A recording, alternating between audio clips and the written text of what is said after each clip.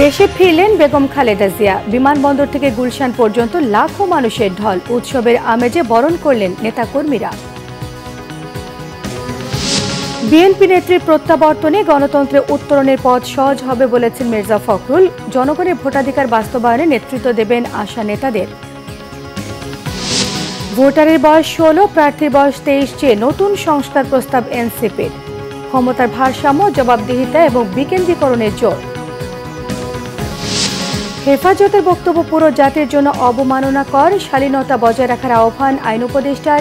নারীদের নিয়ে আপত্তিকর শব্দচয়নে দুঃখ প্রকাশ হেফাজতের। সর্বোচ্চ 2 বছর শাস্তির বিধান রেখে সাইবার সুরক্ষা অধ্যাদেশের খসড়ায় উপদেষ্টা পরিষদের অনুমোদন। ঈদুল আজহার ছুটি 10 দিন। দেখছিলেন ক্রাউন সিমেন্ট সংবাদ শিরোনাম। এবারে বিস্তারিত। বিএনপি চেয়ারপারসন বেগম খালেদা জিয়া দেশে ফিরেছেন। উন্নত চিকিৎসার জন্য লন্ডনে 4 মাস অবস্থান করেন তিনি। বিএনপি চেয়ারপারসনের সঙ্গে বাংলাদেশে এসেছেন তার 2 পুত্রবধূ জুবাইদা রহমান এবং সৈয়দা শামিলা রহমান। বিমানবন্দরে খালেদা জিয়াকে স্বাগত জানান বিএনপি মহাসচিব সহ স্থায়ী কমিটির সদস্যরা। তার প্রত্যাবর্তন দেশে গণতন্ত্রে উত্তরণের পথ সহজ করবে বলে আশা প্রকাশ করেন বিএনপি মহাসচিব। রিপোর্ট করছেন সিকান্দার রহমান, ভিডিও ধারণ আরিফুল ইসলাম মাসুমের। বিমানবন্দর থেকে গুলশান পর্যন্ত পুরো পথে বিএনপি চেয়ারপারসন বেগম খালেদা জিয়াকে অভ্যর্থনা জানাতে সকাল থেকে অবস্থান নেন দলটির নেতাকর্মী সমর্থকরা। আপসহীন নেত্রীকে এক নজর দেখার আকুতি নিয়ে তীব্র গরম উপেক্ষা করে ঘন্টার পর ঘন্টা অপেক্ষায় থাকেন তারা। অনেক বেশি আনন্দের। আমি মনে করি গণতন্ত্র এক ধাপ এগিয়ে যাবে। মাইনাস করার যে ফর্মুলা সব কিছু মিলিয়ে তাকে কিন্তু এই গণতন্ত্রের পক্ষ থেকে, এদেশের সাধারণ মানুষের পক্ষ থেকে কিন্তু সরাতে পারেনি। আমরা ইনশাল্লাহ দেশনেত্রী বেগম খালেদা জিয়ার নেতৃত্বে আগামী দিনে অনেক দূর এগিয়ে যাব এবং এই দেশ বাংলাদেশ অনেক দূর এগিয়ে যাবে। কঠোর নিরাপত্তা দেয়া হয় বেগম খালেদা জিয়ার গাড়িবহরকে। বিমানবন্দরে উপস্থিত নেতারা বেগম জিয়ার আগমনে উচ্ছ্বাস প্রকাশ করেন। জনগণের ভোটের অধিকার এবং বাংলাদেশে গণতন্ত্র প্রতিষ্ঠার জন্য আমরা কাজ করে যাচ্ছি। বাংলাদেশে জনগণের ভোটের অধিকার ফিরিয়ে দিব। এরপর জনগণ যাকে পছন্দ হবে তাদেরকেই ভোট দিয়ে রাষ্ট্র ক্ষমতায় নিয়ে আসবে। দেশনেত্রী বেগম খালেদা জিয়া দীর্ঘদিন নির্যাতিত ছিলেন, অত্যাচারিত ছিলেন। তিনি অসুস্থ অবস্থায় দেশের বাহিরে চিকিৎসার জন্য গিয়েছেন। দেশে একটা স্বাভাবিক রাজনীতি এবং এই দেশে গণতন্ত্রের বীজ শক্তিশালী হবে, আমরা সেই প্রত্যাশা করছি। প্রতিকূল দেশনেত্রী বেগম খালেদা জিয়ার বাংলাদেশের 18 কোটি মানুষকে ঐক্যবদ্ধ করার আন্দোলনের নেতৃত্ব দিচ্ছেন তারেক রহমান। আমরা ইনশাল্লাহ সফলকাম হব। জনগণের চাওয়াই আমাদের চাওয়া। উন্নত চিকিৎসা শেষে দীর্ঘ 4 মাস পর লন্ডন থেকে বেগম জিয়াকে বহনকারী কাতারের আমিরের বিশেষ এয়ার অ্যাম্বুলেন্স মঙ্গলবার সকাল 10:30টার দিকে হজরত শাহজালাল আন্তর্জাতিক বিমানবন্দরে অবতরণ করে। বিমানবন্দরের ভিআইপি টার্মিনালে তাকে স্বাগত জানান দলটির মহাসচিব মির্জা ফখরুল ইসলাম আলমগীর সহ দলের নীতি নির্ধারকরা। জাতির জন্য আজকে একটা আনন্দের দিন এবং আমরা আজকে গণতন্ত্রের উত্তরণের যে সময়টুকু, এই সময়ে তার উপস্থিতি আমাদের দেশের জন্য, জনগণের জন্য একটা অত্যন্ত উল্লেখযোগ্য দিক। আমরা মনে করি যে বেগম খালেদা জিয়ার এই উপস্থিতি, তার দেশে ফিরে আসা, এটা আমাদের গণতন্ত্রের উত্তরণের পথকে আরও সহজ করবে। সকাল 11:15টার দিকে বেগম জিয়াকে বহনকারী গাড়িটি বিমানবন্দর থেকে বের হয়। গুলশানের বাসভবন ফিরোজার উদ্দেশ্যে যখন যাত্রা করে তখন বিমানবন্দর ও আশপাশের এলাকায় নেতাকর্মীদের ঢল। দুপুর 1:30টার দিকে বেগম জিয়া তার গুলশানের বাসভবনে প্রবেশ করেন। এর মধ্য দিয়ে দেশবাসীর আশা আকাঙ্ক্ষা নতুন রূপ লাভ করবে বলে মনে করছেন নেতাকর্মীরা। সারি সারি গাড়ি আর বিপুল সংখ্যক মানুষের উপস্থিতি, এই পুরো আয়োজন বিএনপি চেয়ারপারসন বেগম খালেদা জিয়াকে স্বাগত জানানোর জন্য। শুধু যে দলের নেতাকর্মী সমর্থকরা এসেছেন তা কিন্তু নয়, রাজধানীর সাধারণ মানুষও কিন্তু এসেছেন বেগম খালেদা জিয়াকে এক নজর দেখতে, তাকে স্বাগত জানাতে। চলমান যে সংস্কার প্রস্তাবনা চলছে, যে নির্বাচন আয়োজনের জন্য নানা কথা বলা হচ্ছে, বিএনপি চেয়ারপারসন বেগম খালেদা জিয়ার বাংলাদেশে আসার মধ্য দিয়ে এই সব বিষয়ে নতুন গতি পাবে বলে মনে করছেন রাজনীতিবিদরা। Sikandar রেমান, Bangla vision, Dhaka. BNP chairperson Begum Khaleda জিয়ার শারীরিক অবস্থা স্থিতিশীল বলে জানিয়েছেন তার চিকিৎসক ডাক্তার AJDM জাহিদ হোসেন। দীর্ঘ যাত্রায় কিছুটা ক্লান্তি থাকলেও সুস্থ রয়েছেন তিনি। তাকে স্বাগত জানাতে আসেন নেতাকর্মীদের শুভেচ্ছা জানিয়ে বেগম খালেদা জিয়ার পক্ষ থেকে দেশবাসীর কাছে দোয়া চেয়েছেন ডাক্তার জাহিদ। রিপোর্ট করছেন আহমেদ সরওয়ার, ক্যামেরায় ছিলেন ইনামুল হাবিব রুবেল।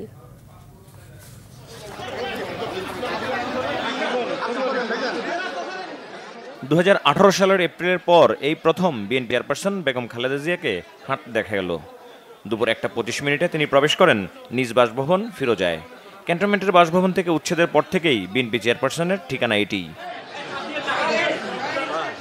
যুক্তরাজ্যে উন্নত চিকিৎসায় আগের চেয়ে অনেক সুস্থ বেগম খালেদা জিয়া। দুই পুত্রবধূর হাত ধরে হেঁটে হেঁটেই প্রবেশ করলেন নিজের বাসায়। 14 ঘন্টার ভ্রমণ শেষে সকাল 10:30টায় হযরত শাহজালাল বিমানবন্দরে অবতরণ করে বিএনপি চেয়ারপারসনকে বহনকারী কাতারের রাজকীয় বহরের এয়ার অ্যাম্বুলেন্সটি। বিমানবন্দর থেকে বেরিয়ে দলীয় নেতাকর্মী এবং উৎসুক জনতার ভিড় ঠেলে দুপুর 1:25 ফিরোজায় ঢোকে বেগম জিয়াকে বহনকারী গাড়িটি। সেখান থেকে বেরিয়ে বিএনপি চেয়ারপারসনের ব্যক্তিগত চিকিৎসক ও দলের স্থায়ী কমিটির সদস্য ডাক্তার AJDM জাহিদ হোসেন বেগম খালেদা জিয়ার স্বাস্থ্যের সর্বশেষ তথ্য জানান। অনেকটা শারীরিক মানসিকভাবে সুস্থ হয়ে উনি ফেরত এসছেন।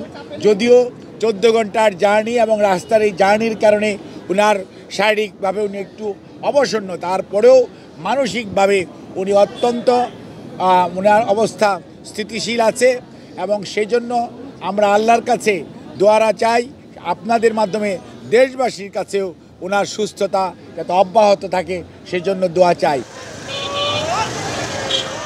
এদিকে বেগম খালেদা জিয়ার আগমন উপলক্ষে সকাল থেকেই ফিরোজার আশপাশের এলাকায় ভিড় করে দলের নেতাকর্মীরা।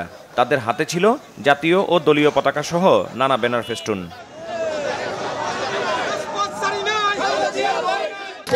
খালেদা জিয়া আমাদের জন্য একটা অনুপ্রেরণা এবং আমাদের মাথার উপরে একটা ছাদ, একটা পরিবারের যেমন মানে বাবা মা না থাকলে যে অবস্থা হয়, দলের মাথা উনি দলের অনুপ্রেরণা। আসলে আমরা তো ভীষণভাবে অনুপ্রাণিত। আমরা আশা করছি যে দল পুনরায় উজ্জীবিত হয়ে উঠবে এবং ভালো কিছু হবে। ম্যাডাম খালেদা জিয়া কখনোই শুধু দলের জন্য কাজ করেননি, তিনি সারাটা জীবন দেশের জন্যও কাজ করেছেন।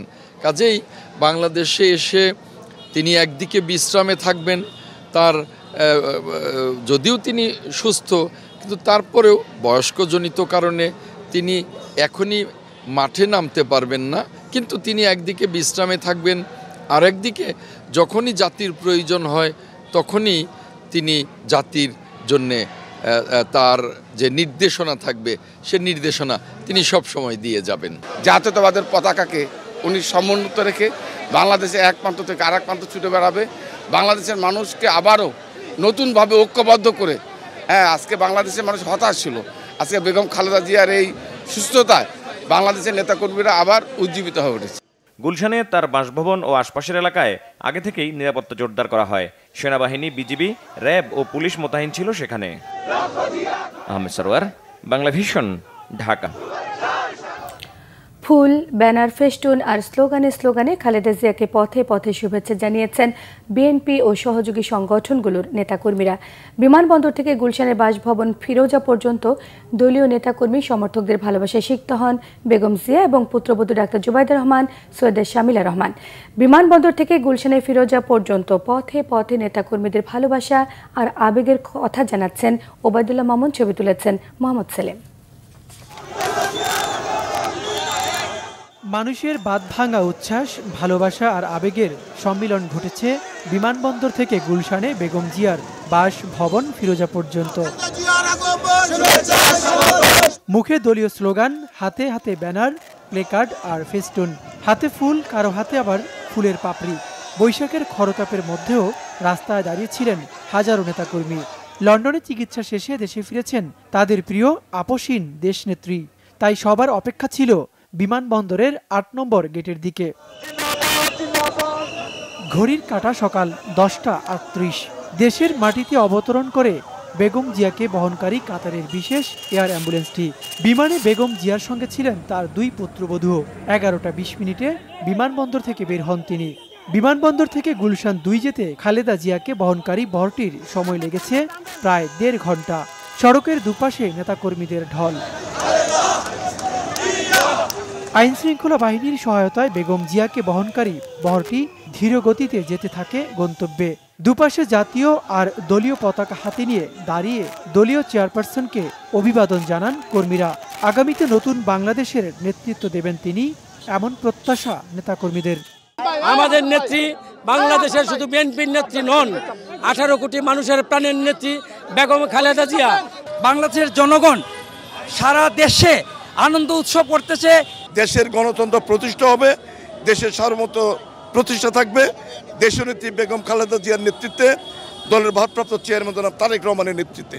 মানুষের বাঁধ ভাঙা উচ্ছ্বাস আর র্যালির মাঝখান দিয়ে বাসভবনের দিকে অগ্রসর হন বিএনপির চেয়ারপারসন বেগম খালেদা জিয়া।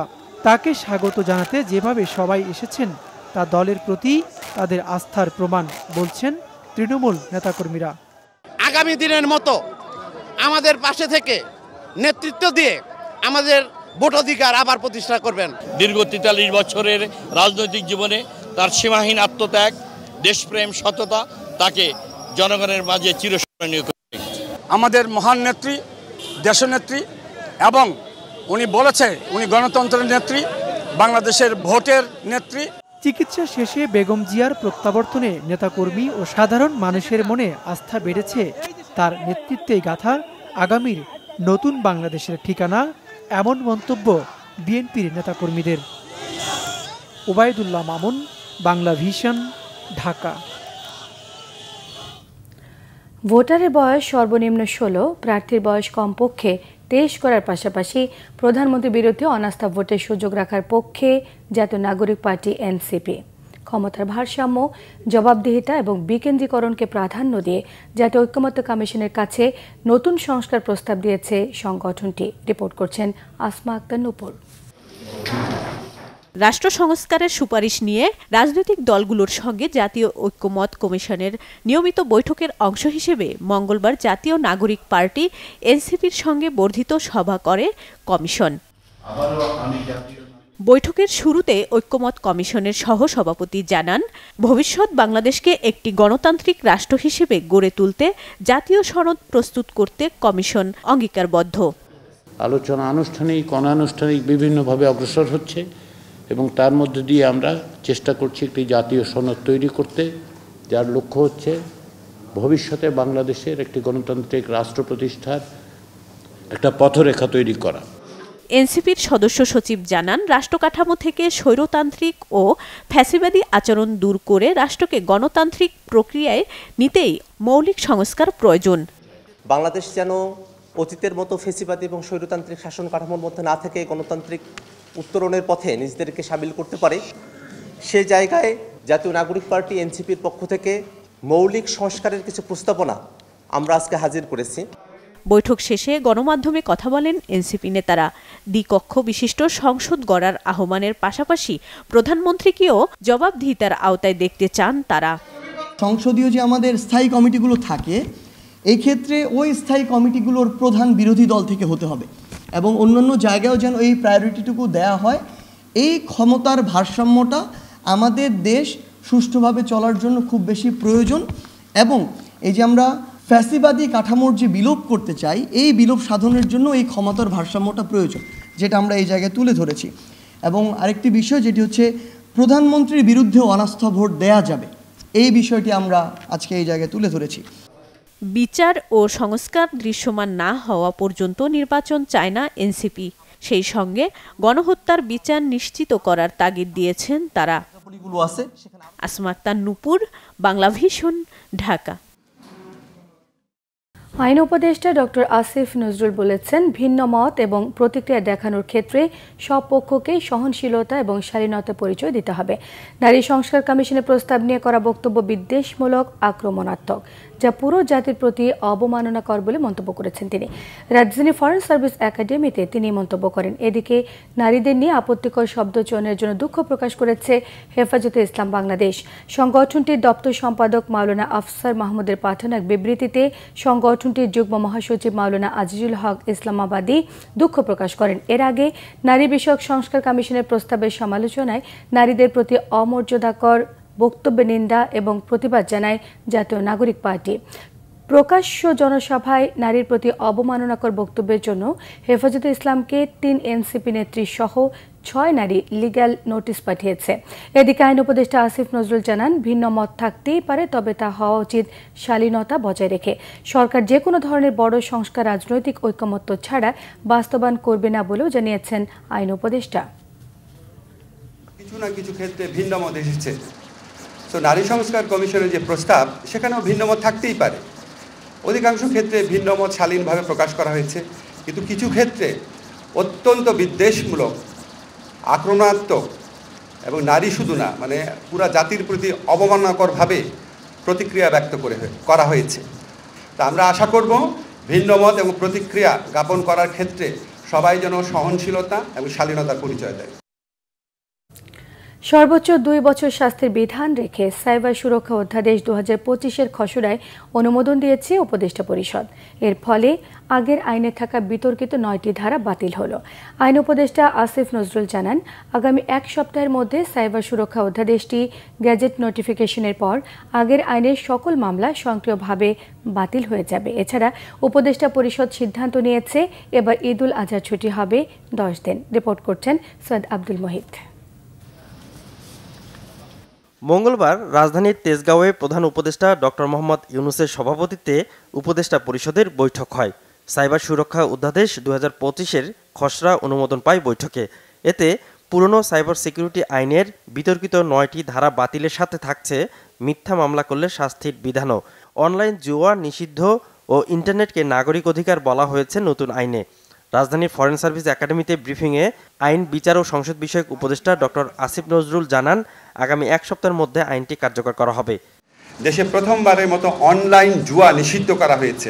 প্রথমবারের মতো সাইবার স্পেসে নারী শিশু নির্যাতন এবং যৌন হয়রানিকে শাস্তিযোগ্য অপরাধ হিসেবে স্বীকৃতি দেওয়া হয়েছে।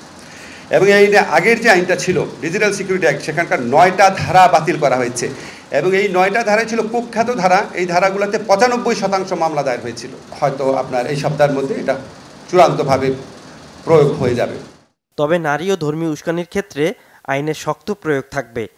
হয়রানিমূলক কন্টেন্ট প্রকাশ বা ধর্মীয় ঘৃণা এবং সহিংসতা সৃষ্টিকারী কোনো কন্টেন্ট প্রকাশ, সেটার ক্ষেত্রেও আমরা রক্ষা কবচ রেখেছি। এই ধরনের মামলাও কারো বিরুদ্ধে হলে এটা আপনার আমলি আদালতে যাবে, যেই ম্যাজিস্ট্রেট এটা কগনিজেন্সি নেন সেখানে যাবে। যাওয়ার পর 24 ঘন্টার মধ্যে উনি যদি দেখেন এই মামলায় কোনো সারবত্তা নাই, তাহলে উনি প্রি ট্রায়াল স্টেজেই মামলা বাতিল করে দিতে পারবেন। আইন উপদেষ্টা জানান, নির্বাচন কমিশনের সীমানা নির্ধারণ আইনের সংশোধন সহ দেওয়ানি মামলার দ্রুত নিষ্পত্তির জন্য আইন সংশোধন করা হয়েছে। প্রেস সচিব শফিকুল আলম জানান, ঈদুল আজহার সরকারি ছুটি 10 দিন করার সিদ্ধান্ত হয়েছে উপদেষ্টা পরিষদে। ঈদুল আজহার ছুটি হবে 10 দিন। আর এই ক্ষেত্রে ব্যাংক কোম্পানিগুলো যেহেতু তাদের ব্যাংক কোম্পানি অ্যাক্ট দিয়ে চলেন, ব্যাংক কোম্পানি তাদের মতো করে ডিক্লেয়ার করবেন, প্রাইভেট কোম্পানিগুলো তাদের মতো করে ছুটি ঘোষণা করবেন। যুবকদের কর্মসংস্থানে উদ্যোক্তা উন্নয়ন নীতিমালা 2025ও অনুমোদন পায় বৈঠকে। সৈয়দ আব্দুল মুহিত, বাংলা ভিশন, ঢাকা। 690 টাকার সিলিন্ডার গ্যাস অবৈধভাবে গ্রাহকের কাছে 1400 থেকে 1600 টাকায় বিক্রি করছে বাংলাদেশ পেট্রোলিয়াম কর্পোরেশন বিপিসি, যার প্রমাণ পেয়েছে দুর্নীতি দমন কমিশন দুদক।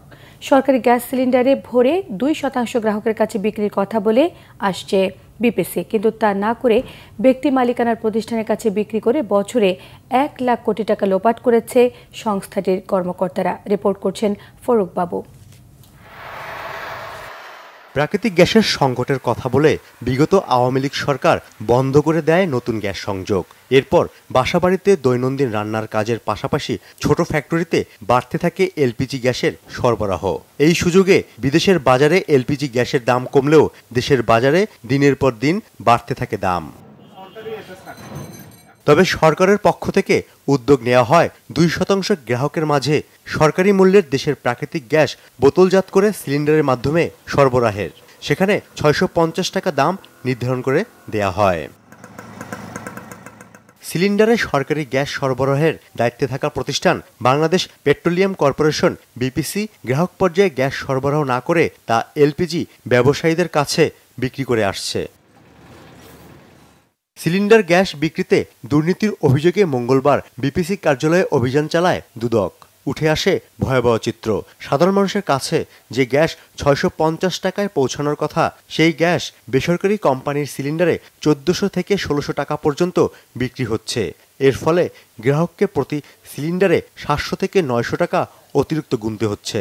বাংলাদেশ পেট্রোলিয়াম কর্পোরেশন কর্তৃক সরবরাহকৃত যে গ্যাস, সেটা 4টা ডিস্ট্রিবিউশন কোম্পানির মাধ্যমে 690 টাকা করে ডিস্ট্রিবিউট করার কথা। তো সেটা হচ্ছে যে 690 টাকা করে গ্রাহক পর্যায়ে ডিস্ট্রিবিউট না হয়ে সেটা হচ্ছে যে দুর্নীতির মাধ্যমে সেটা 690 টাকার পরিবর্তে 1500 টাকা 1400 টাকায় বিক্রয় করা হচ্ছে। তো এটা আসলে গ্রাহকরা বঞ্চিত হচ্ছেন, রাষ্ট্রের অপচয় হচ্ছেন। এই সুনির্দিষ্ট অভিযোগের পরিপ্রেক্ষিতে আমরা আজকে আমাদের অভিযান পরিচালনা করলাম। বিপিসির হিসাবে প্রতি বছর 14 লাখ সিলিন্ডার গ্যাস উৎপাদন করে সরকার। অতিরিক্ত 700 টাকা প্রতি সিলিন্ডার গ্রাহক পর্যায়ে বিক্রি হলে দুর্নীতিবাজদের পকেটে চলে যায় প্রায় 1 লাখ কোটি টাকা। দুর্নীতির এমন তথ্য প্রকাশ্যে এলে অনিয়মের বিরুদ্ধে ব্যবস্থা নেবেন বলে জানান সংস্থাটির চেয়ারম্যান। তো আমরা একেবারে আমরা নির্দেশনা দিচ্ছি এইভাবে যে এখন প্রত্যেক দোকান যারা ডিলার, যারা জেনুইন ডিলার বাছাই করে আমরা বের করব এবং সেই ডিলার দোকানে লিখে রাখবে যে সে বিপিসির ডিলার, সে প্রতি মাসে কয়টা সিলিন্ডার পাচ্ছে সেটা শো করবে এবং সেই সিলিন্ডারের দাম কত। এবং আমার লোকের দায়িত্ব হবে যে সে কত দামে বিক্রি করছে সে আমাকে রিপোর্ট দিবে। কার বিক্রি করছে আমাদের লোক তো সবসময় পাবে না, কিন্তু রিপোর্টটা দিবে। র্যান্ডাম চেকিং হতে পারে, তখন সে অপরাধ, সে যদি বেশি দামে বিক্রি করে তখন তাকে কিন্তু ধরা যাবে। তদন্ত শেষে অনিয়মে জড়িতদের বিরুদ্ধে ব্যবস্থা নেওয়ার কথা জানিয়েছে দুদক। ফররুখ বাবু, বাংলা ভিশন, ঢাকা। হঠাৎ বেড়ে যাবার পর আবারও কমেছে পেঁয়াজের দর। কয়েকদিনের ব্যবধানে 5 থেকে 10 টাকা কমে প্রতি কেজি বিক্রি হচ্ছে 50 টাকা দরে। কমেছে আলুর দামও। প্রতি কেজি আলু বিক্রি হচ্ছে 16 থেকে 20 টাকায়, যা গত কয়েক বছরের মধ্যে সর্বনিম্ন। একই সঙ্গে কমেছে আদা রসুনের দাম। রিপোর্ট করছেন শুভ মাহফুজ। একসময় চালের দাম বেড়ে গেলে বলা হতো বেশি করে আলু খান, ভাতের উপর চাপ কমান। বর্তমানে চালের ঊর্ধ্বমুখী বাজারে স্লোগানটি যেন আবারও ফিরে এসেছে, কারণ চলতি বছরের মধ্যে সর্বনিম্ন দামে বিক্রি হচ্ছে আলু। গেল বছরের ঠিক এই সময়ে 40 টাকারও বেশি দরে আলু বিক্রি হলেও এবার বিক্রি হচ্ছে প্রতি কেজি 16 টাকা দরে, যা গত কয়েক বছরের মধ্যে সর্বনিম্ন। গত বছর এই সময় আলু ছিল মনে করেন সর্বনিম্ন 40 টাকা, তারপর তো ধাপে ধাপে 80 টাকা পর্যন্ত আলু বিক্রি করছে, কেজি 80 টাকা। আলু খুচরা নিলে আপনার 20 টাকা কেজি পড়বে, আর পাইকারি নিলে আপনার 80 টাকা পাল্লা পড়বে, 16 টাকা কেজি পড়বে। আলু যদি আমরা 15 টাকা 16 টাকা বেশি, তো কৃষক পাইছে কয় টাকা? কৃষক কয় টাকা পাইছে? গতবারের দিনে আলু 400 টাকা পাল্লা। একসময় ভোক্তার ঘাম ছোটানো পেঁয়াজের বাজারেও স্বস্তি। সরবরাহ কম থাকার অজুহাতে কয়েকদিন আগে দাম বাড়লেও আবার কমেছে কেজিতে 10 টাকা পর্যন্ত। আর গত বছরের সাথে তুলনা করলে এই পণ্যটিও মিলছে প্রায় অর্ধেক দামে। 50-55 টাকা বিক্রি হইতেছে, তবে পেঁয়াজের দামটা একটু কম হলে ভালো হইতো। গত বছর আরও বেশি ছিল, 80-90 টাকা কেজি পেঁয়াজ ছিল। কারণ এখন আলু বলেন, পেঁয়াজ বলেন, রসুন বলেন, যেভাবে আছে এইভাবে চলে আমাদের। পেঁয়াজ, আলুর মতো মাছ মাংসের দামও নিয়ন্ত্রণে আনার পরামর্শ ক্রেতাদের। মাছ মাংস এগুলো অনেক বেশি আর কি। এখন এগুলোতে আপনার হয়তো কোনো ব্যবসা, কোনো কিছু যে আছে সমস্যাগুলো, এগুলো আমাদের একটা সমন্বয় করা উচিত। 100 কেজি আলু দাম আসে যে 2 কেজি মাংস গরুর মাংসের সমান। গরুর মাংসের সিন্ডিকেট, গরুর মাংস যদি প্রাইস ফল করে অটোমেটিকলি মুরগির দাম কমে আসবে, কারণ এটার সাথে রিলেটেড। মানুষ যখন দেখে যে না এখানে গরুর মাংস পাচ্ছি কম দামে, তখন মুরগিটার পিছ কম যাবে, তখন মুরগির প্রাইসটা অটোমেটিক পড়েও যাবে। মানুষের জীবনে স্বস্তি আনতে নিত্যপণ্যের বাজারের ব্যাপারে সরকার সামগ্রিক পদক্ষেপ নেবে, এটাই সবার প্রত্যাশা। শুভ মাহফুজ, বাংলা ভিশন, ঢাকা।